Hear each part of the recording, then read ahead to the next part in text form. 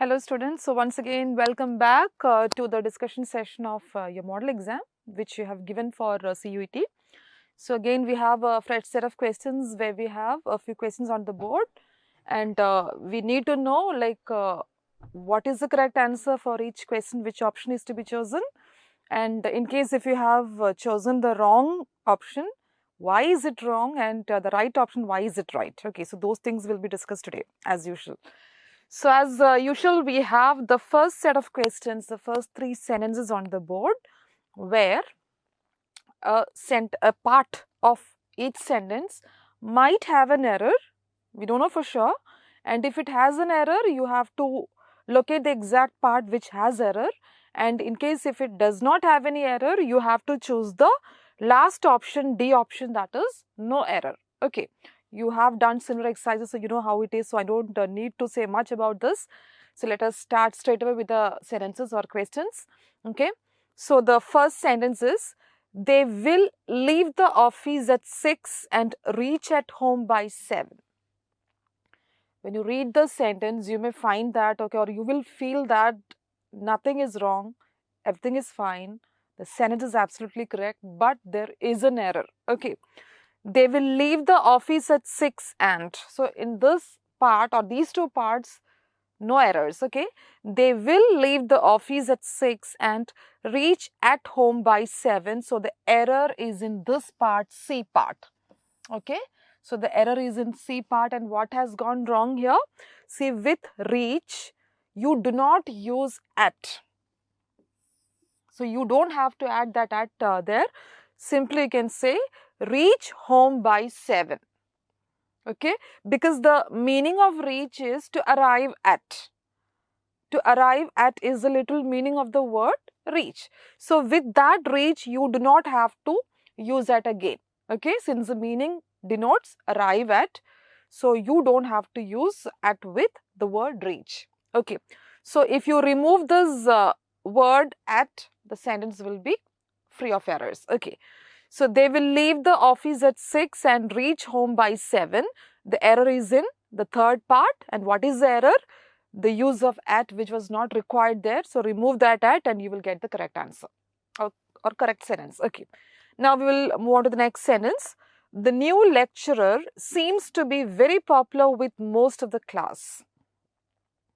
The new lecturer seems to be very popular with most of the class. Here, no error. Here, most of the class means most of the pupils in the class or students in the class. Okay, so there the class stands for the students. So no error is there. It's absolutely correct. So the option D is the correct answer. That means no error. The sentence is free of mistake. Okay, now moving on to the third sentence. The museum's revolving doors stopped the crooks as they jam halfway round. Of course, the sentence has got some error, and that is the third part, as they jammed halfway round. So here the error is, this should be in past tense. So the error is in C part, and how, because the sentence started with past tense, right? So this jam, that verb also must be in past tense, not in present tense. All right. Okay. So the museum, so how will you correct it? What is wrong there? This jam should be in simple past tense. Only then the sentence will be correct. So the correct sentence goes like this. The museum's revolving doors stopped the crooks as they jammed, ed form, halfway round. Only then the sentence will be correct. All right. So we discussed three questions. The first three questions is over, where the first question had error, sentence had error, remove at, automatically the sentence will be correct. Second sentence, no error at all. Third sentence also had error, and what is wrong there? The word jam should be in simple past tense, only then the sentence will become a correct sentence. Okay, so that's the first set of questions or first type of questions that we have discussed. Now we will discuss the second type of questions. Fourth and fifth, the two sentences given to you. See, in the following questions or sentences, a part of the sentence is italicized, like in the first sentence, no more has been italicized. So, similarly, in the second sentence, that word rolls has been italicized. Okay. So, you need to find out the option which could be like a best substitute for the particular part which has been italicized. Okay.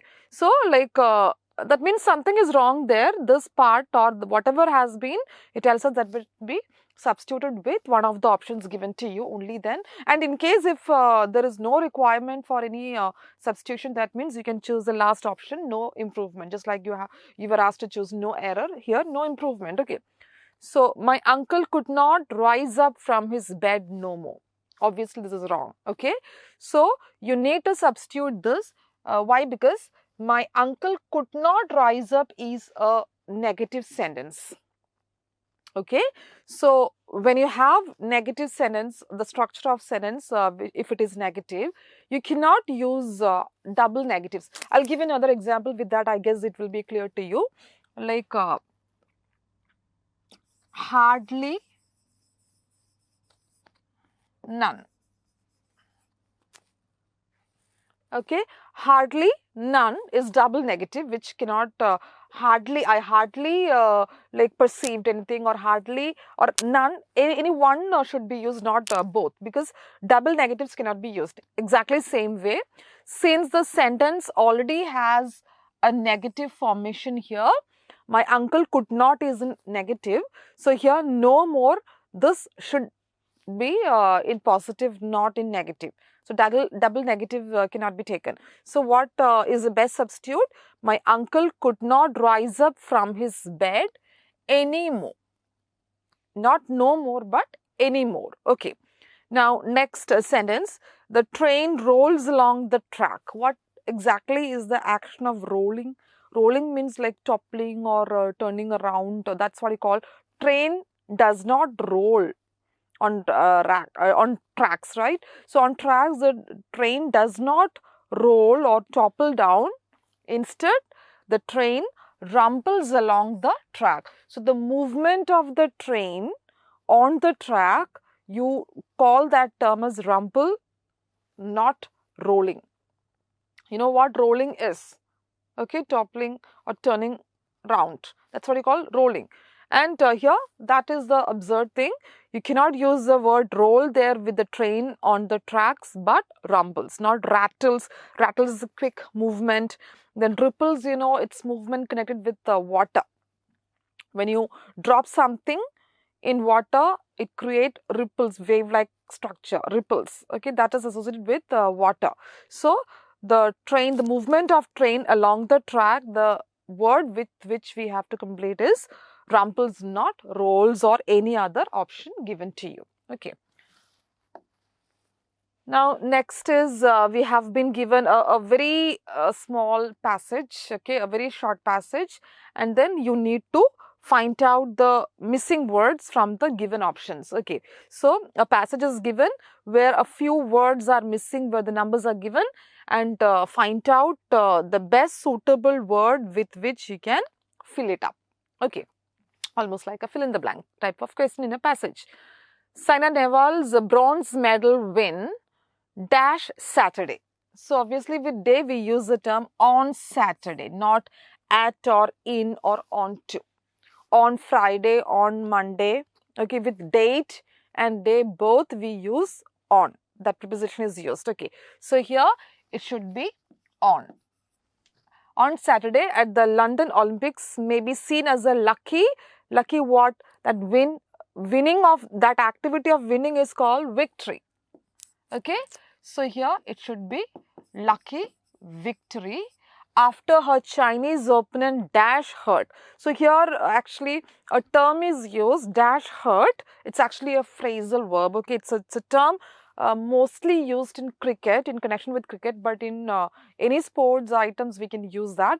Like I guess you may be familiar with that, okay. Not crushed or ill-fated or injured, it hurt, but it's a term used in connection with sports.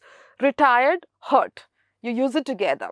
Retired hurt is a kind of phrasal verb which is used together, which means that like in course of playing whatever or whichever the game is, especially in cricket that we use in connection with the players, okay, when they get badly hurt, okay, while playing, you call it as retired. Like suppose if the batsman or a bowler, okay, he gets hurt, badly hurt, and he is not able to continue with the game and he should stop the game abruptly, you call it as retired hurt. So mostly with cricket that we associate this term, but this could even be used in other sports events also, like in tennis. Okay, so it is retired hurt, it's a phrasal verb, but dash Saina's father, obviously according to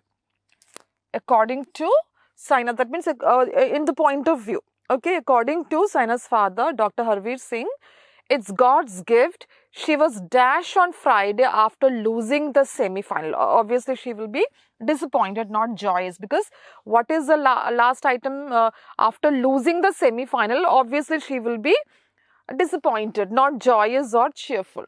Since she has lost the game, she will be disappointed. Okay, so now you got the thing completely clear, right? Saina Nehwal's bronze medal win on Saturday at the London Olympics may be seen as a lucky victory after her Chinese opponent retired hurt. I guess only the confusion was with this 8th blank, because it's actually a term which we use in sports.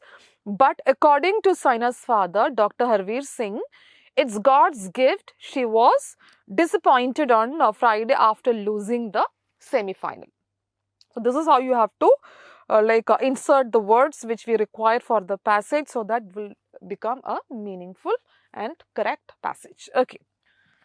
So shall we move on to the next type, where we have again 2 questions on the board. Okay. Identify the misspelled word and blacken, or else you have to find out the misspelled or the spelling, the word with wrong spelling. The spelling has gone wrong for one of the words and you have to find it out, okay, for each question. Like for 11th question, you have been given 4 different words, okay, and one of the words, you are familiar with all these words, and only one spelling has gone wrong for a word. You have to find that out, okay. Elementary, basic, it's correct, the spelling is correct.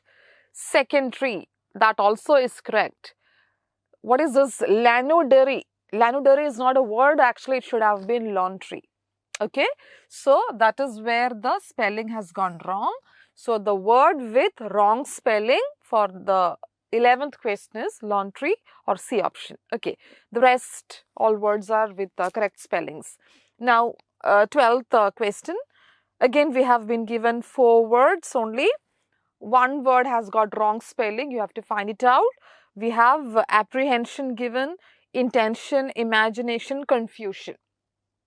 Okay, so which word, I know you might be confused between the first and second one, because apprehension with double P.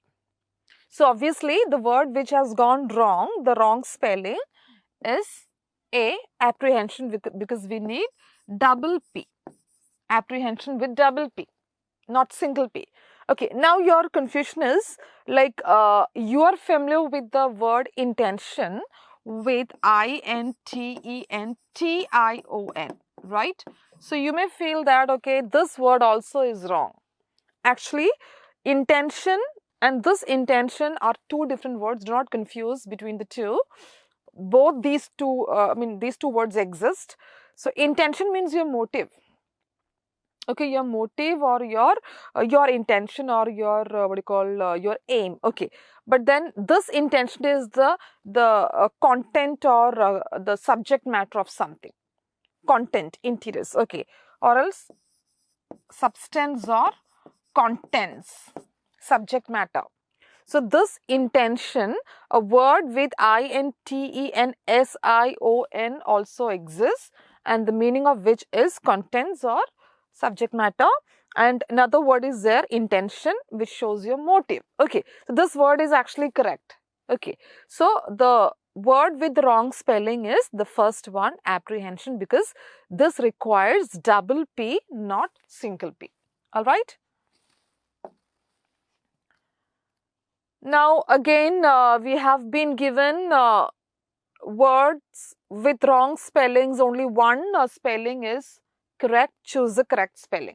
That means same word or only one word with different spellings, and only one spelling is correct. Find it out. Okay, you're familiar with these words, right? So the first word is successfully. So when you pronounce that word, automatically you will get the spelling successfully. Successfully. So successfully has got double C, double S, double L at the end. So this option number A is with double C, double S, double L. Okay, and what about B? Single C, wrong spelling. And C option, single S, wrong spelling. And here double C, double S, but only one L, there should be double L. Okay, so the first option is correct spelling of the word successfully, and you know the meaning. Okay, now the next word is embarrassment. Embarrassment. Okay, so embarrassment, you feel shy, like when you commit a blunder, you feel very like embarrassed, or else a kind of a feeling of shyness or coyness. That's what you call embarrassment. Embarrassment also has got double R and double S. Okay, so here again we have the first spelling with double R, double S is the correct spelling, and B, only one R, wrong spelling. Here one R, one S, again wrong spelling. Here double R but single S, so we need double R and double S both. So embarrassment with double R, double S, that's the first option, is the correct spelling of the word. Alright. Now next is, you have to find out the one word for the given sentence. Alright. The one who does something for the first time. When you begin something, you are the one who started it for the first time. A term is used for such people. When a person brings in revolutionary changes which others later follow, those people are labeled with a term, and what is that term is the question. Okay, we have been given the options like leader is the one who leads, model is role model. Okay, not the thing which we require. And now we have two options from which you have to choose, forerunner or pioneer. Okay, pioneer actually is the exact word which we require for this sentence. The one who starts something, or the one who brings in some revolutionary changes which others follow later, is a pioneer, and forerunner actually is a predecessor, or the one who comes before. Predecessor, like I will be the forerunner of my next generation. That means I come before. Okay, I come first and then my next generation. So that is a predecessor, not connected with this sentence. So pioneer is the correct one, the correct word to be used. Okay. Now next is, again you have to find out the word which means a government run by officials. Okay, a government run by officials. Do we call it as democracy? Of course not. What is democracy? People's rule, right? Then anarchy. Anarchy is actually no rule at all, lawlessness or without any rule, completely confused area where there are no rules to follow, no one to what do you call no one to rule them. Okay, it's completely chaos, and that's anarchy. Oligarchy is actually it also is a kind of government, but run by a small group of people. Okay, small group of people. So the exact one, the government run by officials or appointed authorities, you call it as bureaucracy. Okay, not any other word used. Now we have again idioms with, given as form of examples or as sentences, and you have to find out, or whatever is underlined, that is the idiom, and with the help of the example in which it has been used, you have to find out the meaning, or else the context in which the idiom is used, you have to find out the meaning from the given options. Okay, so luckily enough you have been given it as examples or sentences, so I guess you will not have much trouble to find out the meaning. Okay, like the first one is, My father's dealings are open and above board. A person who is very straightforward.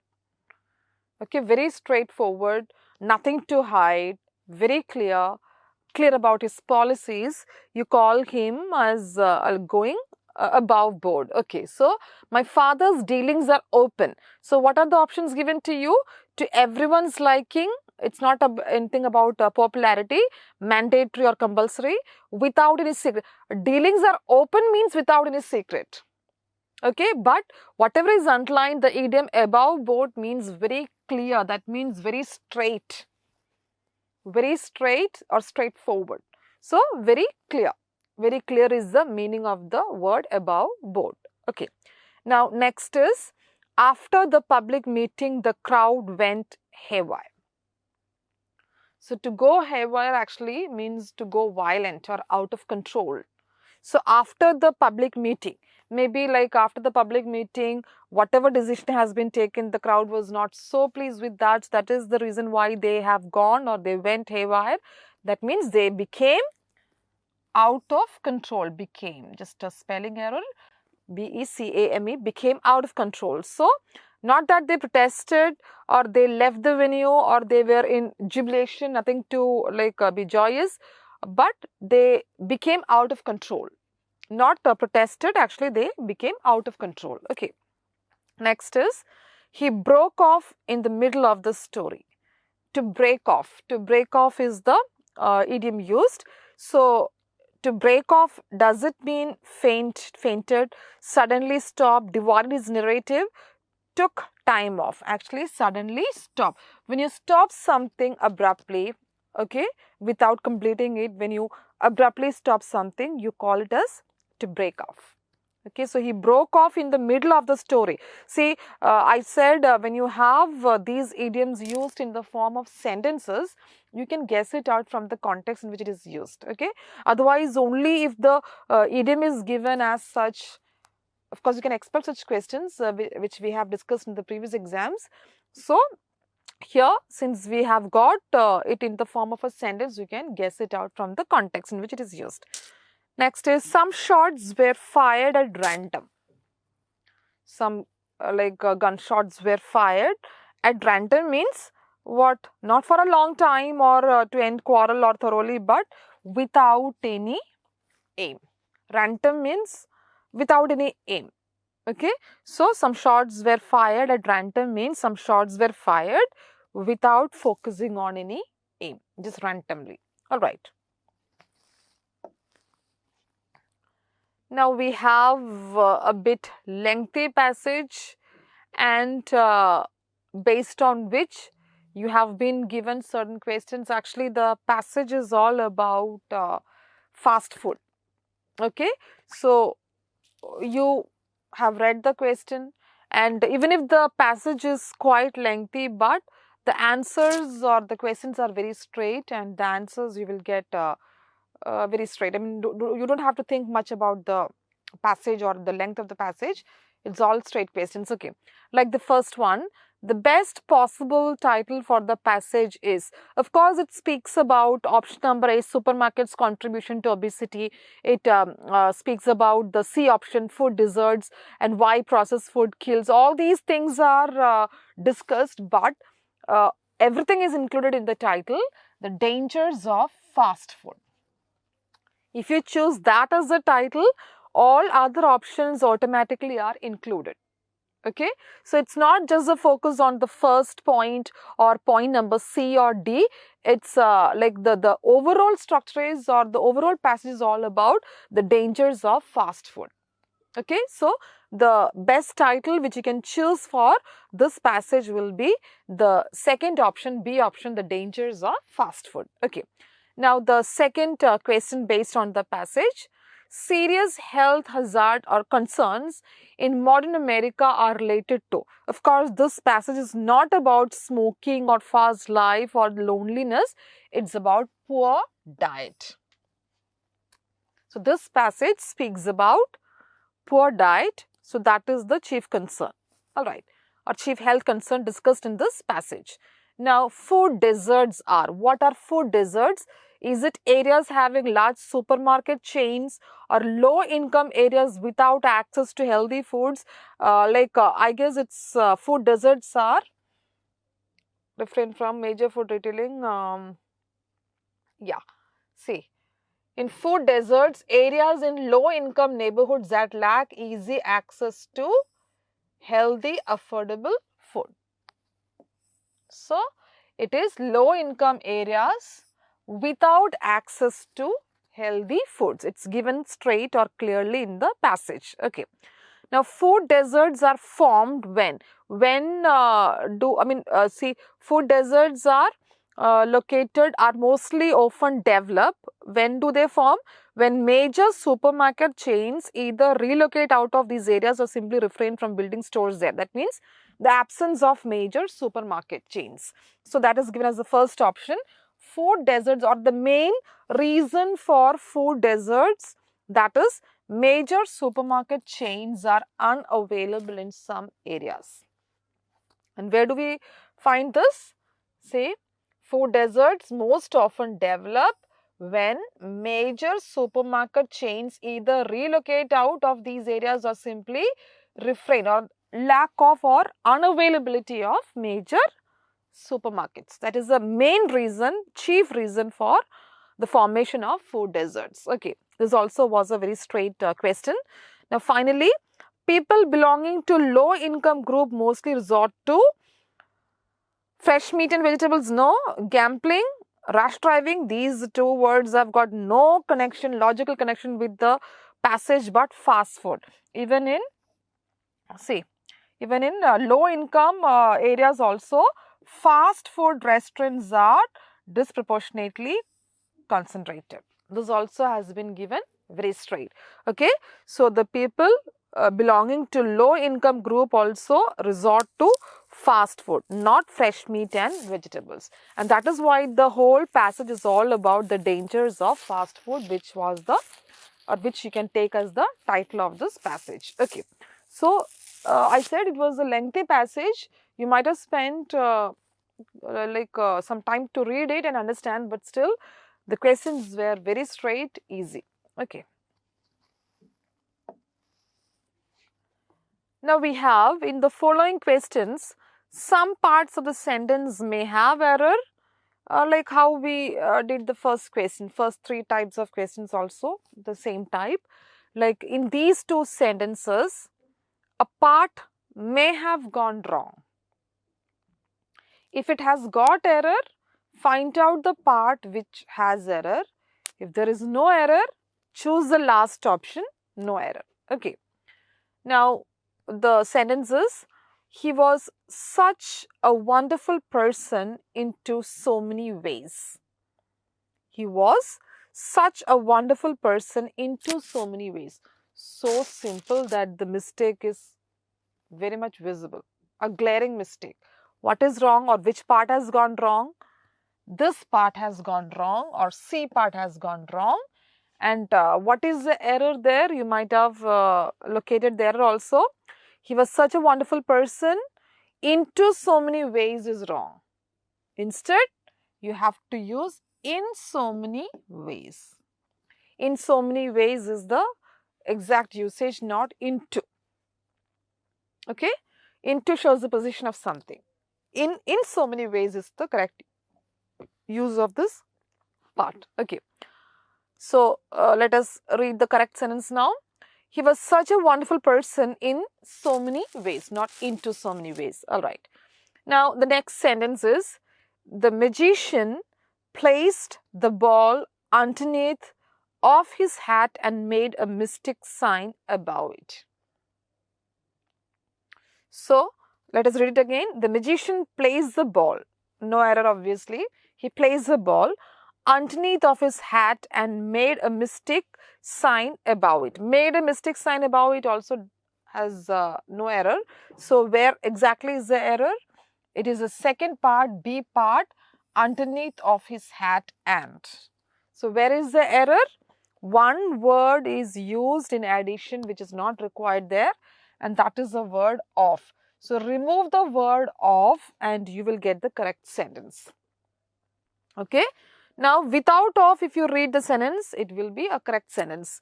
The magician plays a ball. Underneath means under the hat, not underneath of the hat. Okay, like suppose if you use a term, if you use a sentence, the cat was lying under of the table. You know the mistake, you know the blunder committed, because that preposition under and of, these two things, two prepositions are not required, right? So under the table is more than enough, not under of the table. Exactly same way, underneath is required, not underneath of. Double prepositions not required. All right. So without of, the sentence will be correct. The magician placed the ball underneath his hat and made a mistake sign above it. So both these sentences had errors. So first sentence, change into in, sentence will be correct. Second one, omit of, and then the sentence will be correct. Okay. Next, we have two questions where you need to find out the exact word with which you can fill this up. Okay. Our nation's dash into another country's war could pull us into the crisis. Suppose if two like countries are fighting, they have a battle, they have a war. And if we as a country, if we try to interfere, what will happen? We also will be in serious trouble. We also find ourselves in serious crisis. Okay. So, the meaning interference, you need to pick out a word from the given list which means a kind of interference. Okay. So, our nations like dash into another country's war could pull us, would bring us into serious trouble. So, which word is similar to the word or which denotes the meaning interference? That is the first word, intervention. Intervention means interference. Okay. So, with this word, you can fill this up properly. Our nation's intervention into another country's war could pull us into the crisis, which means if we choose to interfere, we also will be in serious trouble. Okay. Then 29th, next sentence. As a fitness dash, Deepthi is always preaching to her friends about the importance of working out. So, we are given the different forms of a single word. Okay, like enthusiasm, enthusiast, enthusiastic, enthusiastically. Okay, so now I know you will be confused between the two options, enthusiast and enthusiastic. Some of you feel that, okay, you have to fill it up with enthusiast, and some others would think enthusiastic. As a fitness enthusiastic, Deepthi is always. Actually, the word which we require for the blank is enthusiast. A person who is eager or keen or the one with full energy is enthusiast. Then what are enthusiasm, enthusiastic and enthusiastically? It's like enthusiasm means that character, that eagerness, okay, that adjective or eagerness, that quality. Then enthusiastic also is that attitude or quality, enthusiastically. So, enthusiasm, enthusiastic or enthusiastically would have similar meanings of the same word, eagerness. But enthusiast is a person who has that eagerness to stay fit. So, Deepthi is an enthusiast because he he believes in fitness, health and fitness. So, she is an enthusiast. In the following questions, again, two questions are given where out of the four alternatives or options, select the word similar in meaning, or in other words, you have to find out the synonym for the word printed. Okay. Like the first word is phonetic. Phonetic is something connected with speech. Phonetic, okay, is speech. Like you know the phonetic symbols also, okay, like you call it as boy or apple, and the way you write it down, all right, that is the way you pronounce it, that is phonetic. The speech part of the language is what you call phonetics. It's a branch of study. Okay, so phonetic is not being mute, not being mute and silent, same meaning. Then we have reticent and spoken. So phonetic means speech, connected with speech. So obviously the option which you need is the synonym is spoken. Then what is reticent? Reticent means the one who does not speak much or does not mingle, or in other words, reserved by nature. A kind of introvert, a person who is rather introvert. Okay, a bit reserved.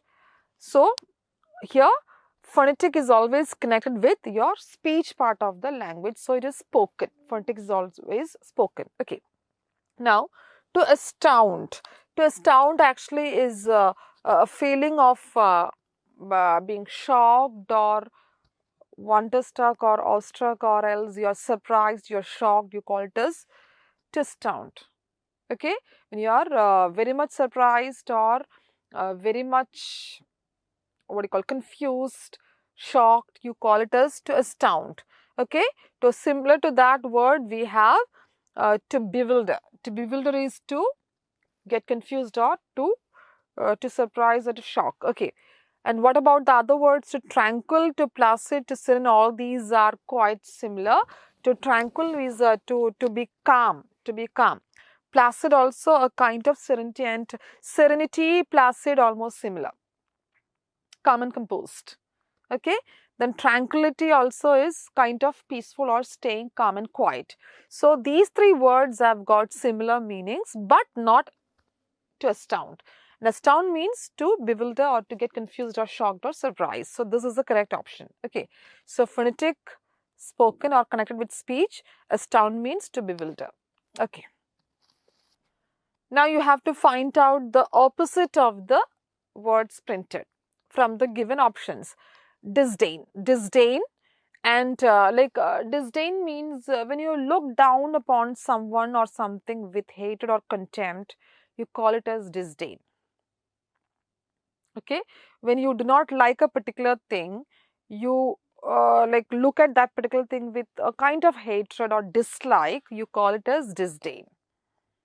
Okay, so that is the meaning. Now you are asked to find out the antonym. So when you do not like something, when you look down upon something with hatred or dislike, you call it as disdain. So what is the opposite of that? Admiration. Okay, when you dislike something, it would be disdain. When you admire something, it would be the opposite. So admiration is the opposite of disdain. And now what about antipathy? Antipathy also is a strong aversion or strong feeling of hatred. That means it could be taken as a synonym for disdain. Then derision is like when you make fun of something or when you mock at something, you call it as derision. Okay. Then scorn. Scorn also is disdain, synonym for disdain. Okay. So in a way, antipathy, derision and scorn could be taken as synonyms for disdain, but not antonym, not opposite. And the only one opposite given in the list is admiration, which is exactly the opposite of disdain. Okay. Now we have the next word, canonical. Canonical means it's connected with rules and regulations. Something orthodox or something connected with laws, or laws means LAWS, not LOSs. Something connected with rules and regulations is what you call canonical, and opposite of that will be without rules or regulations. That means unorthodox. Orthodox is when you stick on to hard rules, strict rules. You call yourself very often, actually we use this term in connection with religion. See, when people are strictly orthodox by religion, that they follow all the principles and laws and rules of a particular religion, they can call themselves as canonical.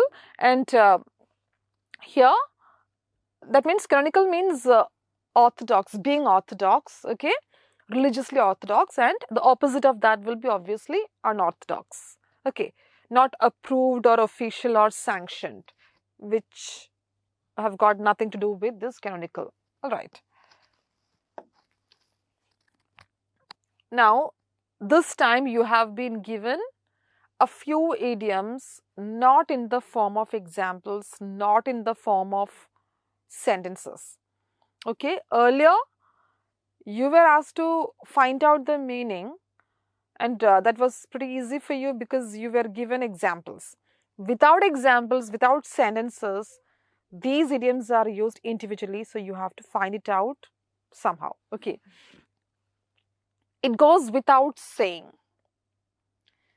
The meaning of this idiom means, like, you need not or you don't require any clue to know that, okay, this is what had happened. It's quite obvious. Something which you know that might have happened, it's quite obvious. So that is what you call it goes without. There is no need for anyone to tell you what had happened, but you know it for sure, being obvious. Okay, so that is the meaning of it goes without saying. Not to be silent and to bear injustice. And the second option is the exact one, something which is implied to be obvious, something which you know for sure, you know that it exists, or you know that it had happened, it is something obvious, something that had happened obviously. That is the meaning of it goes without saying. Okay, now next is to let someone off. To let someone off is not to let someone fall down or to leave someone or abandon someone, but instead, if you leave someone free of his or her crime, okay, free of charges, free of crime, you call it as to let someone off. To permit someone to go without punishment. Okay, you set him or her free of punishment, not punishing.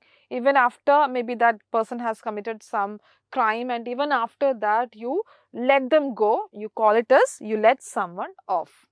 Okay, so now that's more than enough as a hint so that you can get the correct answer. To let someone fall is not the option. To leave someone in his present, like that means to leave somebody on his own, that means whatever he wants to do, let him do. No, that is also not the meaning of this idiom, but to release someone from blame or from crime. To set someone free. Okay.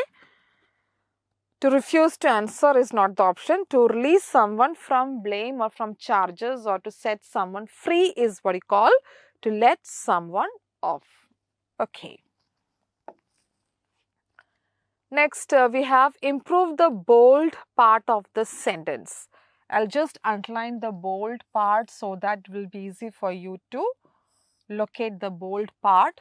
Okay, the first sentence is, maybe they has had a fight. Obviously, whatever is given in bold letters or whatever is underlined, it is wrong. And you need to substitute it with the options given to you. In case if it does not require any improvement, you can choose the last one. But this is very much visible that it requires improvement. This is the wrong sentence. We do not say that maybe they has had. In the first place, they plural. So that has is wrong. Okay. So what are the options given? Were had, wrong. Was having, was singular, they plural. So were having.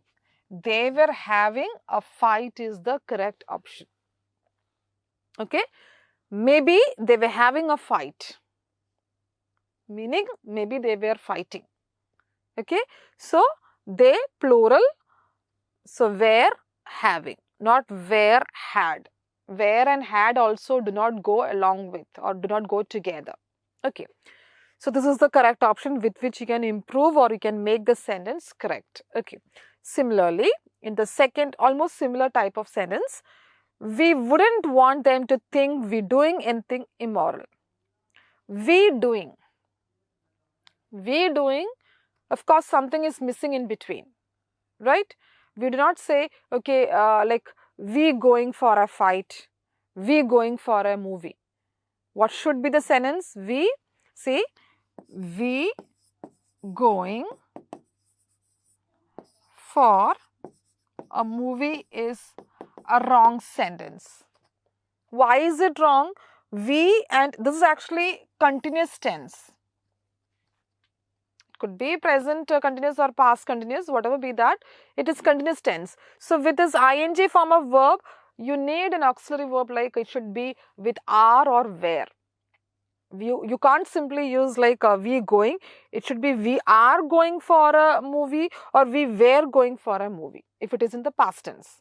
Okay, same way here also in the continuous tense you cannot use doing alone, you have to use either are or were. Okay, we wouldn't want them to think, so we wouldn't actually is in a past tense form, so this also should be in past tense. So we plural. So, we plural, we were doing. We wouldn't want them to think we were doing anything immoral. So, were doing is the correct usage, not simply doing. Alright. So, here maybe they were having a fight, same way, we wouldn't want them to think we were doing anything immoral.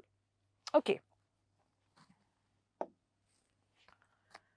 The next is, in the following questions, out of the 4 alternatives, select the alternative which is the best substitute or give the one word for the following sentences from the given options. Okay. Now, the first one is excessively lengthy speech. When you give a very long, tiresome, lengthy speech, excessively, extremely lengthy speech, what is that word to be used? Is it concision, curt, succinct, verbiage? If you're not familiar with these words, you will not get the correct answer. Okay. Concision means being precise or brief, opposite of what is being said. If you give a small, concise or precise speech, it could be used as concision. But the sentence is excessively long or lengthy speech. So, concision cannot be taken. And curt also similar in meaning. That means so small that it's rudely small. You give a one word answer almost like showing your arrogance or being rude. Very small or very short. Again, opposite. So, that also cannot be taken. Then we have the 2 words verbiage and succinct. Succinct and verbiage. So, verbiage is the exact one. Alright. Succinct also is small speech but clear. Small but clear speech is what we call succinct. But we require a lengthy speech, and that is verbiage. Verbiage is exactly the long or lengthy speech which is extremely lengthy. Okay. So, verbiage is the correct option to be, the word to be chosen. Okay. Now, next is an ornamented staff or a road-like structure carried by rulers on ceremonial occasions as a symbol of sovereignty. An ornamented staff, like if you remember, I guess it was in that movie or Harry Potter series where Goblet of Fire, where the champions, they carried a kind of rod-like structure. Okay, almost like that. So, an ornamented staff or a rod-like structure carried by rulers on ceremonial occasions as a symbol of sovereignty. What do you call that? What is the one word for that? We have been given a few options. Okay, spectacle, receptacle, scepter, zephyr. Okay, so spectacle means like you call it as like a very spectacular one. Like a show is being staged, and you use the term like if you are captivated by the beauty of that performance, you say it's spectacular. So, spectacle means a very stunning or mesmerizing or attractive performance. So, not the word which we require. So, we are talking about an ornamented staff or road-like structure carried by rulers, especially on certain ceremonial occasions. So, spectacle means just a stunning performance. This is not the word. Then, receptacle means you just a container like stuff or a box like stuff inside which you fill items or keep things. For example, in kitchen where you store things, cereals, pulses, etc. in box or containers, you call it as, or bowl like structures, you call it as receptacle. So, that also is not the word. And scepter is the word which means an ornamented staff carried by rulers on ceremonial occasions. And what is zephyr, by the way? This is the wrong option. This is the correct one. Zephyr means just a breeze, a gentle, cool breeze. Okay, not anything connected with the given sentence. All right. So, excessively long speech is verbiage, and then that ornamented staff carried by the rulers on certain ceremonial occasions, that is scepter, not spectacle, receptacle or zephyr. Okay. Now we have in the following questions 4 words are given, out of which only one has got the correct spelling. That means a single word is given with 4 different spellings, only one spelling is the correct one, choose that. Okay. So the first one, contusion. Contusion actually means when you have when you hurt your skin in such a way, okay, or else in short, a bruise, a small bruise. You hurt your you hurt in such a way, you get hurt in such a way that like your skin would get affected and the blood will clot, a kind of bruise is formed. You call it as contusion. But which is the correct spelling? A is the correct spelling. And what is the meaning? A small bruise on skin is what you call contusion. Okay.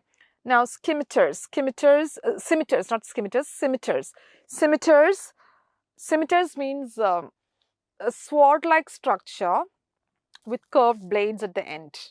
Okay, curved blades or swords with curved blades at the end. Okay, that is what you call scimitars. But which spelling is correct? This one, S-C-I-M-I-T-A-R-S. So, contusion means a small bruise, and then scimitars means swords with curved blades at the edges. Okay.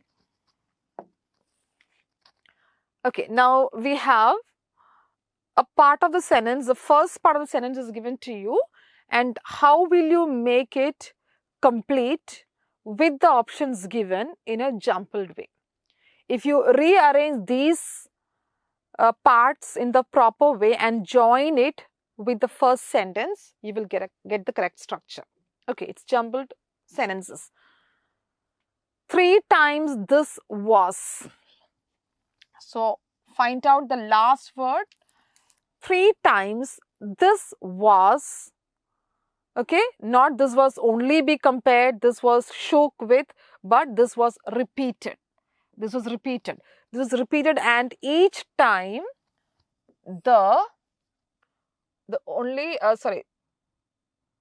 and each time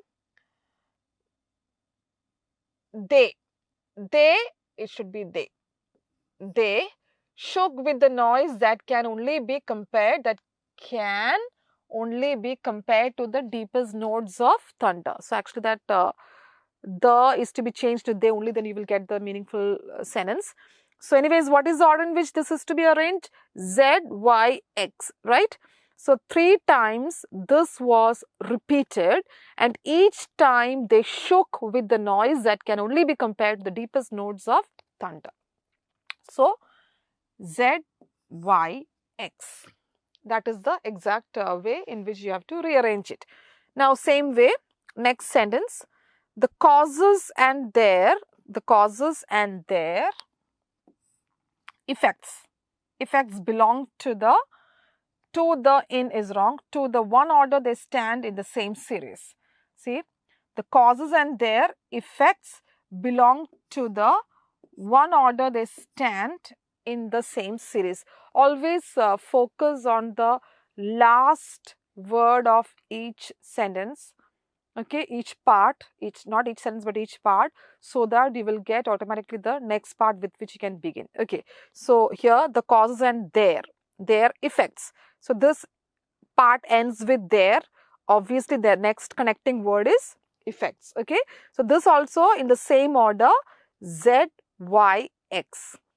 Z, Y, X. Okay, Z, Y, X. Here also Z, Y, X. So the first one is 3 times this was repeated, and each time they shook with the noise that can only be compared to the deepest notes of thunder. The causes and their effects belong to the one order, they stand in the same series. Okay.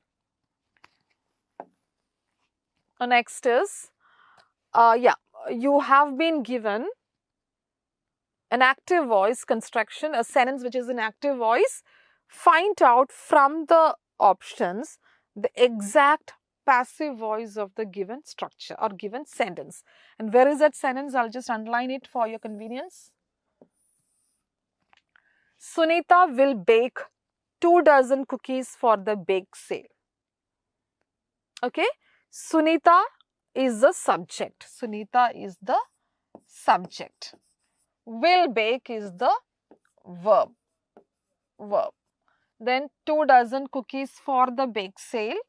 2 dozen cookies for the bake sale is the object. Okay. So now that you got the subject, the verb and object, you know how to change that into passive voice. Okay. For all the exams you had similar like type of questions. So you know how, by this time you should know how it is to be converted. See here, subject is Sunita, verb will bake, that means future tense, simple future. Then this is the object. So when you change it into passive voice, you have to start with the object, do not change the verb, and then subject comes at the end. Okay, so how will or how can you start the sentence? You can start with for the bake sale. You can start the answer or passive voice with for the bake sale. So 2 options start with for the bake sale.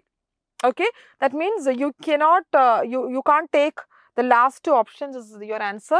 You have to choose from, either A or B, between A or B. Okay, so A is for the bake sale 2 dozen cookies will be baked by Sunita. That actually is the correct answer.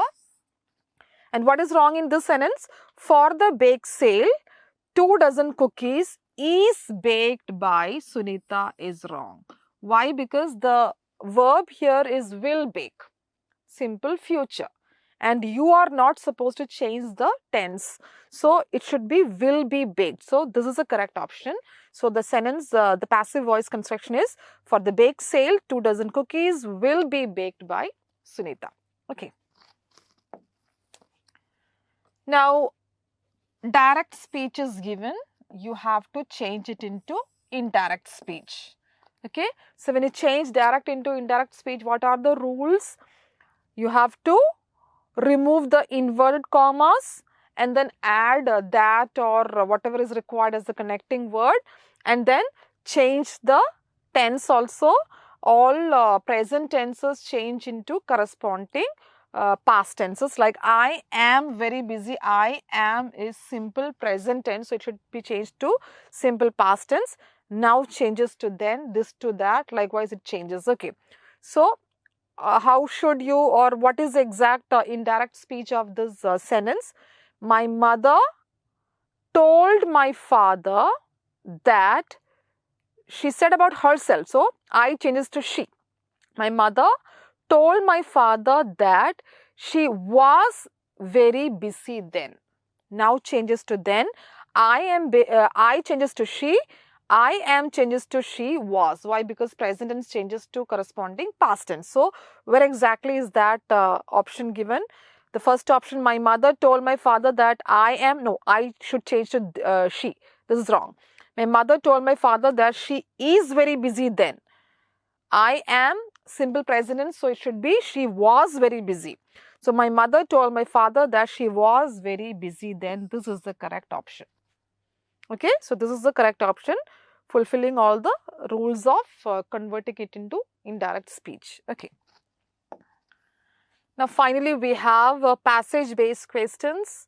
Small passage, only the use of prepositions with which you have to fill it up. Okay, prepositions or connecting words, very simple. This was enough, even without the options given or without checking the options, I guess you can find it out quickly. This was enough dash the bookstore owner turned librarian Hussain to access its valuable content. This was enough for the bookstore owner turned librarian Hussain to access. For. Okay, this was enough for the bookstore owner turned librarian Hussein to assess its valuable contents.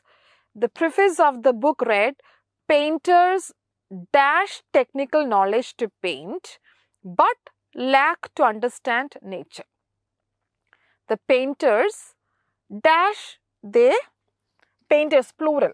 So not has or has had, but have. The painters, so let us fill this up. For, then the painters have technical knowledge to paint but lack to understand nature. So is not the option given. Hence is similar to so. So you can fill this up with hence. Hence, they failed to create a masterpiece. Point out Hussein, or this is the opinion of Hussein, adding, he added something more to it. All I dash in my life, all I, not learning, but learned. All I learned in my life is about books and only from books. The grand library dash the palace. In the palace, in is not given. So similar to that, we have at, not from the palace or to the palace or of the palace, but at or in, almost similar. Okay. So if you add this word at here, the passage will be perfect. Okay. This was enough for the bookstore owner turned librarian Hussein to assess its valuable contents. The preface of the book read, painters have technical knowledge to paint, but they do not have that nature, lack to understand nature. Hence, they failed to create a masterpiece. Point out Hussein, adding, all I learned in my life is about books and from books alone. The grand library at the palace is a cache of, or a storehouse of knowledge. Okay. So this was very simple. Just a few words or basic words or prepositions or connecting words with which you have filled it up. So with that, we come to the end of this discussion session. This is almost over. Now very soon we will meet with the next set of questions or fresh paper to discuss. Till then, take care and prepare well, especially the idioms which you need to, whenever you get time, you find out or you make a list of a few idioms which the meaning of which you should know, because you can get idioms even without in the form of sentences. Okay, so particularly idioms that you need to work out more, and plus grammar rules. You have active passive construction and you have direct indirect speech, and only after knowing the rules that you will be able to find it out. Okay, so with that we come to the end of this discussion session. Thank you all. Thank you.